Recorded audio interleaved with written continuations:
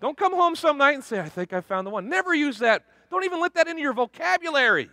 If you're a follower of Jesus Christ, you have found the one. He's Jesus Christ, your Lord. Keep him there. Put him there. And then go look for your two. But never worship your two. Your two will always disappoint. You worship your one. How about kids? You want to talk kids? Who's got kids out there? Who is a kid out there? All right. Here's this crazy thing that's happening in our culture more than probably any other culture, is that people get married and then they get tired of each other, and so they take all of the allegiance or the worship they would give their spouses if they were happy, and they confer it on these children, these snot bubble blowing, curtain climbers that, I mean, you think I'm joking, but people put all of their hope for life into these little humans, and they make them the center of their universe. You watch shows like Nanny 911 and stuff, and you just tell me that people aren't doing that. They've long ceased being husband and wife. Now they're just caretakers for the demons that live in their home.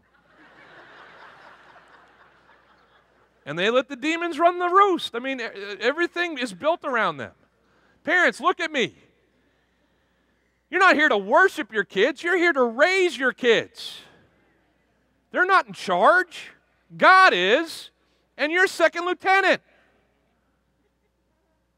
That's God's house, and then yours. Don't build your life around these kids. Why? Same thing about spouses. They're going to disappoint you.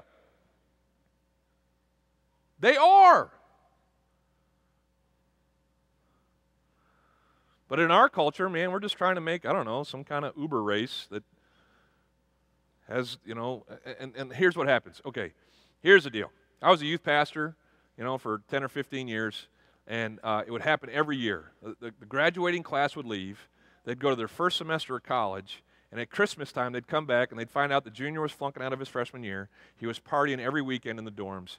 And these Christian parents who took their kids to church and did all the right things would come to my office and be like, I don't understand. And then they'd come to me and they'd say, what'd you do to him? I'm like, hey, bro, I got him for an hour a week. He sleeps at your house. What'd you do to him? Yeah, youth pastor's fault. Perfect. I'm already kind of seeing the problem. So I'd usually just start talking to the parents, and I'd say, all right, let's talk about their schedule. What'd you do with your kid? Well, I took him to church almost every week. I mean almost every week. Well, some weeks he had a soccer tournament. Wait a minute. How often was he at the soccer field? 4 nights a week and all day Saturday. And you're telling me if you had a soccer tournament, you told him it was okay not to go to church? Absolutely. Does he still play soccer? No. Do you still want him to be a Christian? Yes. Okay, here's what you did with those 15 years in, Pops. Is you told him for 15 years that Jesus was not ultimate. You told him soccer was ultimate. Now, is there anything was wrong with soccer? Okay, I don't get it. But, like, if you run around for like an hour and a half and score once, that's a lousy game to me. But some of you like it, and that's fine. There's nothing wrong with soccer. Soccer's not sinful, but it is sinful if it's number 1. And there goes the cross. That's all planned. It's all a part of it. Relax. I got some fire pots that are going to blow up here, too. Don't miss my point, though. Satan will try to get you to laugh this one right off. Don't miss it. We make all kinds of things in our kids' life ultimate that aren't ultimate.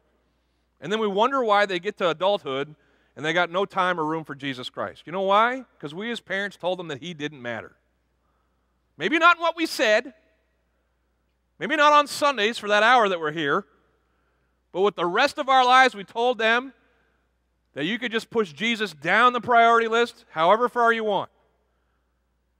And then we wonder why they flake out. Should I start in on the grades? Don't touch the grades, Pastor. He's got to get the bright futures. Hey, I'm fine with a kid getting a scholarship to go to school. I'm all about my kids having something set up for the rest of their lives. But listen, I don't care what my kid's job is. I don't care where they go as far as success and worldly standards in life. I want them to love Jesus Christ. And if they come home with C's and love Jesus, I'm okay with that. Now, I want them to get better grades too. But it's never the cart before the horse. Jesus drives this life. And everything else rides behind. Parents, you picking that up? It's important. And some of you might be thinking, yeah, preach it. Tell all those families, hey, run a check. Do a systems analysis. Because you might be thinking, Junior's got all the Jesus he needs. But Junior might need more. Do you pray with your kids? Do you answer their Bible questions? Do you ask them what's going on at church when they go? Or do you just park them over there so you can hang out in here? The church wants to, like we just prayed with these parents up here, we want to partner with you to raise up your kids in the knowledge of Jesus Christ. But the onus, the primary shareholder in this corporation, it's y'all. They're your kids. You get to raise them up in the knowledge. And do it. Not some of you are older and your kids are older. Don't stop. You keep holding up Jesus. That's what our job is. He goes on and he says in there, he says that we should hate our own lives in comparison to our love for Jesus Christ. That's how we know we're disciples.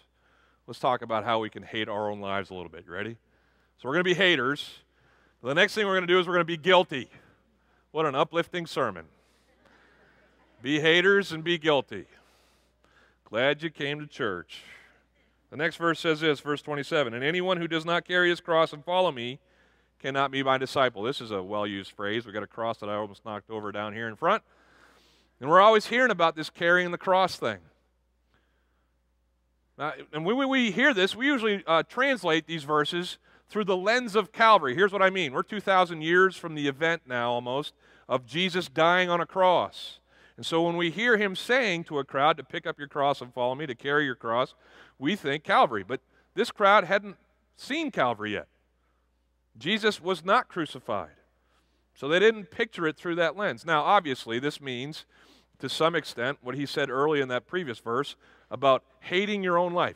Listen, there has to be this, it's called the mortification of sin. We have to hate sin and put it to death so that we can be free to follow Jesus Christ.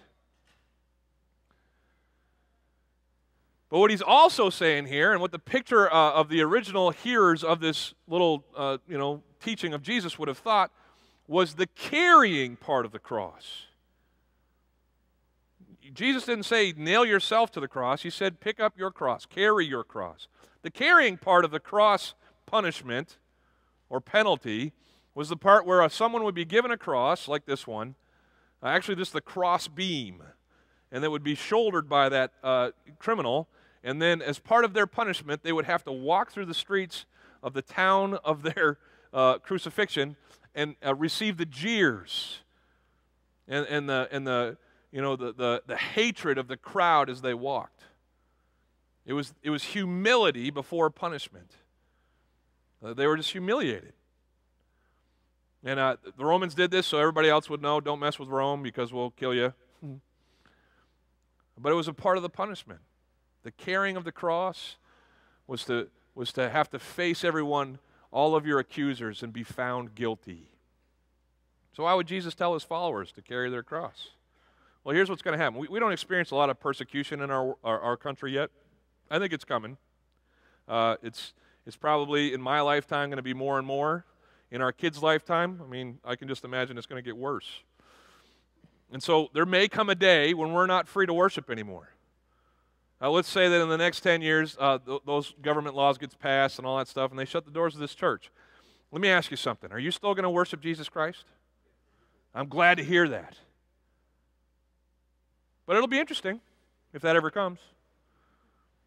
Because I think a lot of people, have great intentions, and then when something finally happens, it's just a little bit harder to take the shot. You know what I'm talking about?